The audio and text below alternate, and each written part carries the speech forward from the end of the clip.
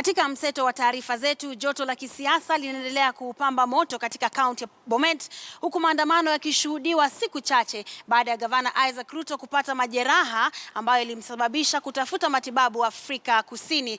Taarifa hiyo na nyingine kwenye mkusanyiko wa kaunti.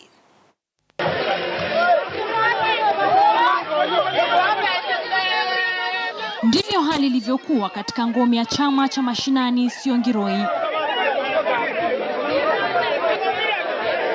Maandamano ya kumshinikiza kamishna Bomet Bernard Leparamarai kujiuzulu, huku biashara zikitatizika, wakubwa kwa wadogo wasisazwe.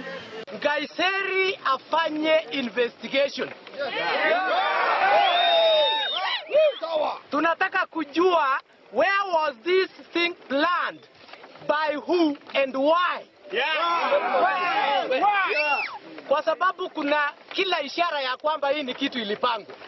Katika kaunti ya Nyeri, vijana wamehimizwa kutojihusisha na visa vya uhalifu, na haswa kipindi cha uchaguzi mkuu kinapokaribia, ambapo huenda wakatumiwa vibaya na wanasiasa wenye nia mbaya.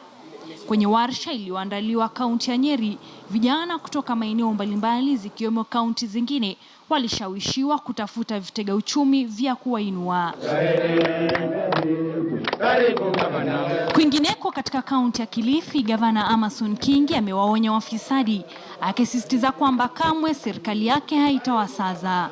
Akizungumza na wakazi wa kisiwa cha Kadaina, Kilifi Kaskazini, gavana huyo amesema uongozi wake umewachukulia hatua kali wafisadi, zikiwemo kuwasimamisha kazi maafisa 10 kufuatia kupotea kwa shilingi milioni 45.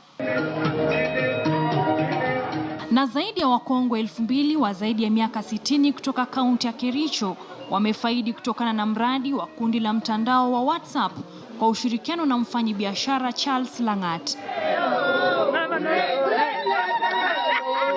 Cecilia Kesho, KTN Leo Weekendi.